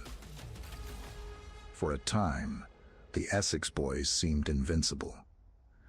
But the higher they climbed, the more precarious their position became. The turning point, the event that brought the white-hot glare of the media and intense police scrutiny down on them, was the tragic death of an 18-year-old girl named Leah Betts on November 16, 1995. Just weeks before the Rettendon murders, Leah died after taking a single ecstasy tablet at her 18th birthday party. The tablet was allegedly sourced from Raquel's nightclub in Basildon, a club where Tony Tucker's firm ran security and controlled the drug supply. This brought an unprecedented level of heat right to Tony Tucker's doorstep. He allegedly became consumed with worry that the investigation would lead directly to him. The pressure cooker environment of their firm was suddenly turned up to a dangerous new level. Tucker reportedly began threatening everyone in his circle, desperate to stop anyone from talking to the police. The paranoia that was always simmering now boiled over. At the same time, their own business dealings were becoming more hostile. The gang had a falling out with Michael Steele, the experienced smuggler who had helped them set up their import routes. One version of the story is that Steele supplied them with a shipment of poor-quality cannabis, which Tate, in a rage, refused to pay for. Tate allegedly threatened to kill Steele, boasting that he would make him beg for forgiveness first. But Steele was a cunning older criminal, and when he heard of Tate's threats, he allegedly decided to get his retaliation in first. This is where the story you heard in court comes from, the official prosecution narrative, based almost entirely on the controversial testimony of a supergrass. Whatever the true reason, it's clear that by December 1995, the Essex Boys had made a fatal mistake. Their drug use had made them reckless, their violence had made them enemies, and the death of Leah Betts had made them a target. The empire they built so quickly was about to be paid for in blood. The story of how the Essex Boys were formed is a story about a specific time and place. It's about how the explosive birth of rave culture created a gold rush for a new generation of criminals, ruthless enough to seize it. Tony Tucker's business sense, Tate's psychotic violence, and Craig Rolfe's tragic loyalty combined to create a firm that burned brightly, violently, and briefly. Their rise was spectacular, but their foundation, built on paranoia, addiction, and betrayal, was always destined to collapse. The Rettendon murders remain one of Britain's most fascinating criminal mysteries. What's your theory on what really happened that night? Let us know in the comments below. And for more deep dives into the stories behind the headlines, make sure you like and subscribe to our channels.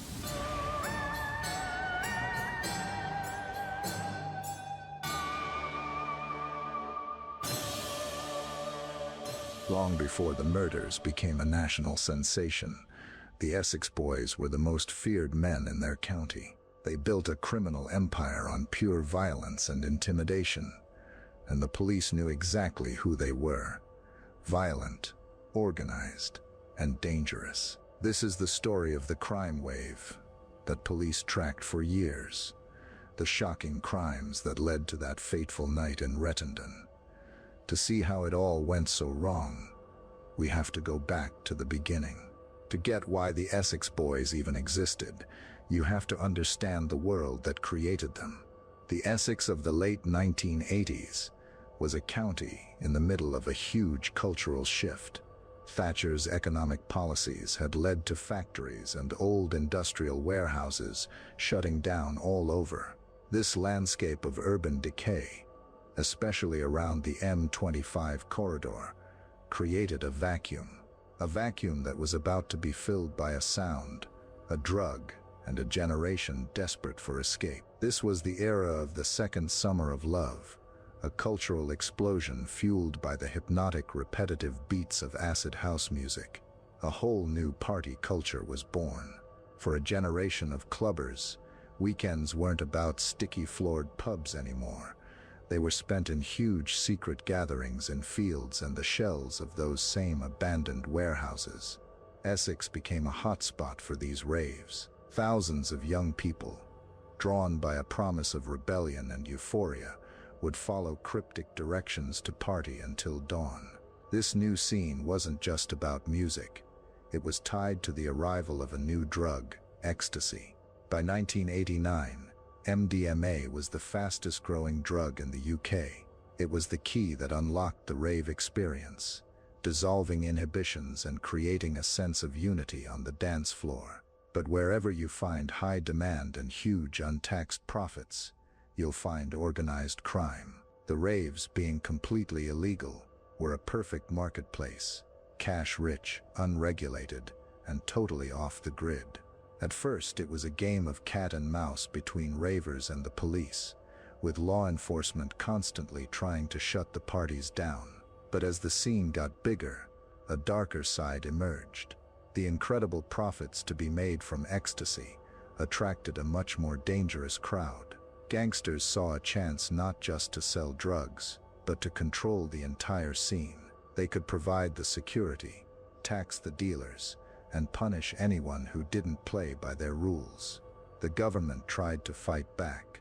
First came the Entertainments Act in 1990, which hiked up the penalties for unlicensed parties. But the real hammer blow was the 1994 Criminal Justice and Public Order Act, which gave police sweeping new powers to shut down any gathering featuring the emission of a succession of repetitive beats. While the laws did disrupt the illegal rave scene, they didn't kill it, they just pushed it, and more importantly, the drug trade, indoors. The demand for ecstasy didn't go away, it just moved into the established legal nightclubs of Essex, and that was the turning point. The battleground shifted from open fields to the front doors of clubs in Basildon, Southend, and Romford. Controlling those doors meant controlling the drug supply inside. It meant controlling a multi-million-pound industry. This new reality demanded a specific kind of criminal, one with the muscle to intimidate, the ruthlessness to enforce, and the ambition to build an empire from nothing. The stage was set, and three men, each with a unique brand of violence and greed, were about to step into the spotlight. Their names were Tony Tucker, Pat Tate, and Craig Rolfe.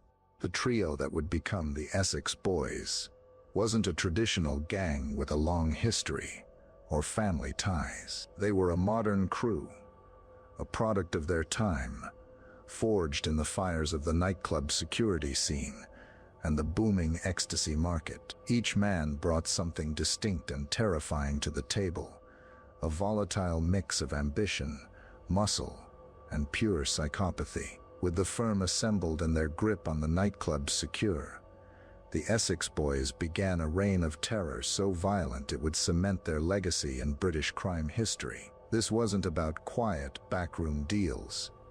It was a campaign of public fear, Designed to make their names infamous, their drug empire was a masterclass in criminal capitalism. The method was simple. If you wanted to sell drugs in a club controlled by Tony Tucker's security, you paid them a tax. In return, their doormen would let you operate and even tip you off if police were in the area. Anyone who tried to sell unapproved drugs would get a visit. These weren't warnings. They were brutal punishment beatings, designed as a public spectacle to deter anyone else from trying. The gang became the law in the Essex underworld, and their justice was swift and savage. The violence wasn't just for rival dealers, it was their calling card for any disrespect. Stories of their brutality became local legends. Tate, in particular, was a one-man wrecking crew. His drug-fueled paranoia and explosive temper meant anyone could be a target. His reputation was so fearsome that even seasoned criminals were scared of him. The gang handed out beatings and used torture to keep people in line, making sure the flow of drugs and money was never interrupted. This cash-funded lavish lifestyles, with expensive houses and flashy cars, all paid for with fear. But their reign of terror was bound to create enemies and attract the wrong kind of attention. A horrifying example of their ruthlessness emerged a full year before their own deaths. In November 1994, a 28-year-old man named Kevin Whitaker vanished after getting numerous calls from Craig Rolfe. He was later found dead in a ditch. The post-mortem found a strange cocktail of drugs had been injected into him. Whitaker was terrified of needles and was right-handed, yet the injection marks were in his right arm. The coroner recorded an open verdict. In the criminal underworld, however, the truth was an open secret. It was strongly suspected Whitaker's death was over a drug debt. According to sources, Tate had bragged that Rolfe and others had killed him, injecting him with ketamine to paralyze his body while his brain was still active, then finishing him with lethal doses of cocaine before dumping him. Whether it was over a stolen shipment of cannabis or a rumor that Whitaker was seeing Rolfe's girlfriend, the message was clear. They could make a person disappear, and the wall of fear they built ensured no one would ever talk. But the one event that would bring everything crashing down happened in November 1995, just weeks before their own murders. On her 18th birthday,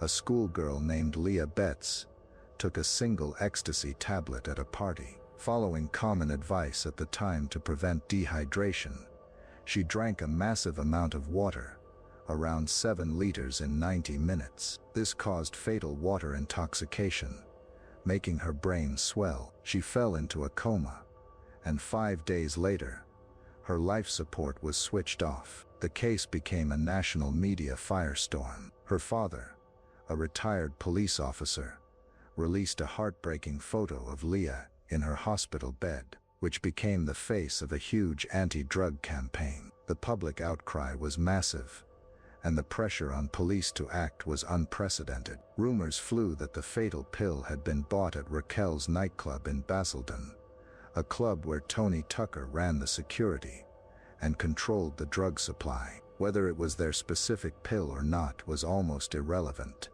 Leah Betts had died from a product that was the cornerstone of their empire. In response, Essex police launched a massive crackdown. A team of 35 officers was assigned to find the dealer. They started stopping, searching, and arresting people in and around Essex clubs on a scale never seen before. Undercover cops infiltrated the scene, and dealers were pressured to inform on their suppliers. The heat was now directly on Tony Tucker. He allegedly became paranoid that the investigation would lead back to him, and started threatening everyone, both inside and outside his firm, to keep them quiet. The Leah Betts tragedy was the beginning of the end. It brought a level of police scrutiny and public anger that their empire couldn't survive. The gang's stranglehold on Essex began to collapse. Detectives investigating her death started working with officers who were already monitoring the gang. The intense police pressure was squeezing their operations, costing them money, and fraying the already volatile relationships within the group. Their world, built on violence and illicit profit, was starting to crumble. The intense pressure cooker of the Leah Betts investigation started to expose deep fractures within the Essex Boys firm. Their empire, which looked so powerful from the outside, was rotting from within. The final weeks of 1995 were a storm of paranoia, internal power struggles, and the crushing weight of attention from both the law and a long list of enemies. The main source of instability was Tate. His volcanic temper and extreme paranoia were supercharged by his heavy use of cocaine, heroin, and steroids. He was becoming a serious liability. Tucker, who always tried to maintain a business-like control, was struggling to manage his most dangerous asset. The very violence that had built their reputation was now threatening to tear it all apart.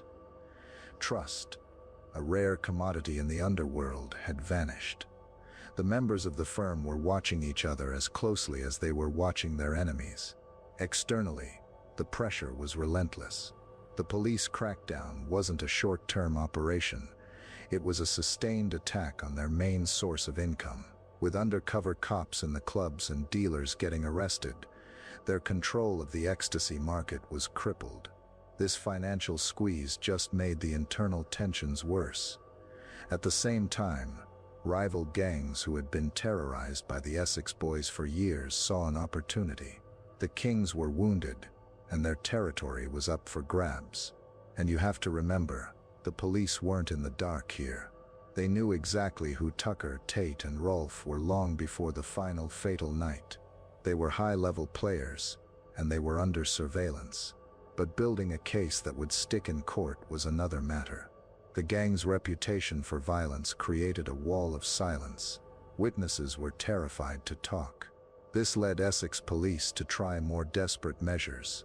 After the murders, in early 1996, they launched a highly controversial sting operation codenamed Operation Century. Undercover police posed as IRA drug runners, making threatening calls to people they thought had information, claiming Tate owed them money. They even timed some threats to coincide with the 1996 Docklands bombing, to make them seem more terrifying. But the operation was a spectacular failure. It produced no usable evidence, and was later slammed for its unethical tactics. The fact that such an extreme operation was even considered shows just how desperate police were to break the criminal networks the Essex Boys had built. In the final days before December 6, 1995, the trio was desperate. Their supply lines were cut, their money was drying up, and their enemies were circling. It was in this climate that they agreed to a meeting on a cold, dark farm track in the middle of the Essex countryside. The meeting was supposedly for a drug deal, a chance to get back in the game. It was a final, fateful roll of the dice. They drove down that remote lane in Rettendon, believing they were heading towards a solution. Instead, they were driving straight into a trap. The years of violence and terror they had inflicted on others were about to be visited upon them in one short, brutal, and final act. The story of the Essex Boys is a tangled web of crime, betrayal, and unanswered questions. The official account of what happened that night led to the conviction of 2 men, but for decades, controversies and alternative theories have swirled. What do you think really happened? Who had the most to gain from their deaths? Let us know your theories in the comments below. And don't forget to subscribe and follow us on YouTube and Spotify for more deep dives into Britain's most notorious criminal cases. And so we end where we began. A snow-dusted farm track in Rettendon, and a Range Rover holding the bodies of Tony Tucker, Tate, and Craig Rolfe.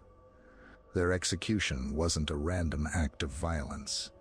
It was the inevitable, explosive end to the reign of terror they had waged across Essex. For years, they built an empire on fear, profiting from a culture they helped corrupt and ruling it with savage brutality. They intimidated rivals, were linked to at least one prior death, and evaded justice behind a wall of silence. The prosecution that followed was based almost entirely on the testimony of a police informant, Darren Nichols, who claimed to be the getaway driver for the killers. Despite serious questions about the informant's credibility, Michael Steele and Jack Holmes were convicted and sentenced to life. Their convictions remain a subject of intense debate to this day. But regardless of who pulled the trigger, the end of the Essex Boys was a direct result of the life they led. They had become too violent, too notorious, and had made too many enemies. The national outrage after the death of Leah Betts lit the fuse, bringing a level of police pressure that their fractured gang couldn't survive. Their deaths marked the end of an era for the British underworld. They were the archetypal gangsters of their time, a product of the rave scene, fueled by steroids and cocaine, and ultimately consumed by their own insatiable appetite for violence and greed. The legend of the Essex Boys is not just a story of a gangland hit. It's a brutal cautionary tale of a criminal empire that was built to burn.